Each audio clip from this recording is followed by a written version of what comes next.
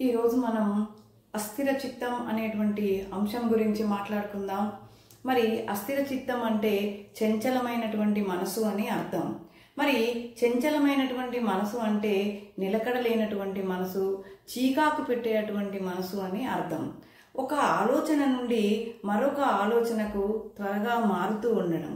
మరి కొందరు చెప్పుడు మాటలు విని ఇప్పుడు అవునని తర్వాత కాదు అనడం వల్ల చేసే పనికి ఆటంకం కలుగుతుంది.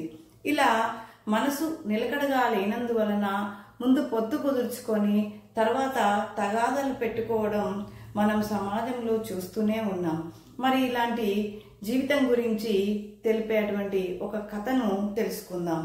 రామాపురంలో క్రాంతి అనేటువంటి యువకుడు వాళ్ళ మామ రాఘవయ్య వద్ద ఉండేవాడు. ఆ క్రాంతికి పనులు చేయాలని, ఏదో సాధించాలని ఉత్సాహం ఉండేది. కానీ కొన్ని రోజులకే అతని మనసు మరో విషయం వైపు ఆకర్షితుడయ్యేవాడు. ఒకరోజు వ్యవసాయం చేయాలని పనులు ప్రారంభించాడు. నేలను చదును చేశాడు, విత్తనాలు వేశాడు. ఒక వారం రోజులు గడవగానే అబ్బో, ఈ పని చేయడం నా వల్ల కాదు, ఏదైనా వ్యాపారం చేస్తే బాగుండు అనుకున్నాడు. వ్యాపారం మొదలు పెట్టాడు. వ్యాపారం బాగానే సాగుతుంది.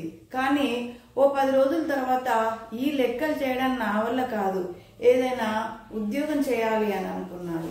ఒక యజమాని వద్ద ఉద్యోగంలో చేరాడు. అతడు చెప్పే పనులకు అలసిపోయి ఆ ఉద్యోగం కూడా వదిలేశాడు.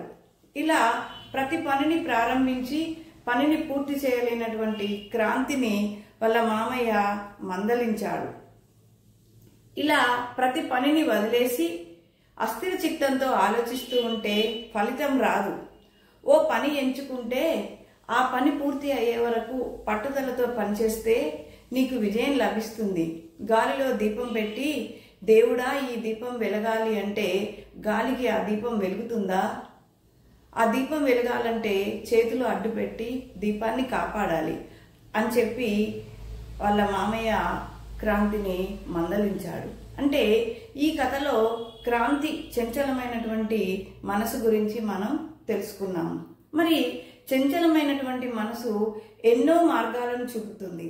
కానీ స్థిరమైనటువంటి మనసు ఉంటే ఎంత కష్టమైనా ఎన్ని బాధలైనా భరించి విజయం సాధించవచ్చు. అందుకే చంచలమైనటువంటి మనసుతో కాకుండా ఏ పని చేసినా స్థిర చిత్తంతో, ఏకాగ్రతతో, అంటే నిలకడ గలటువంటి మనసుతో ఆ పనిని చేయాలి. అప్పుడు మనం అనుకున్నటువంటి పనులన్నీ చక్కగా నెరవేరుతాయి. మరి మీరేమంటారు? ఈ అంశం కనుక మీకు నచ్చేది ఉంటే తప్పకుండా సబ్స్క్రైబ్ చేయండి, కామెంట్ పెట్టండి, ఒక లైక్ చేయండి. Thank you.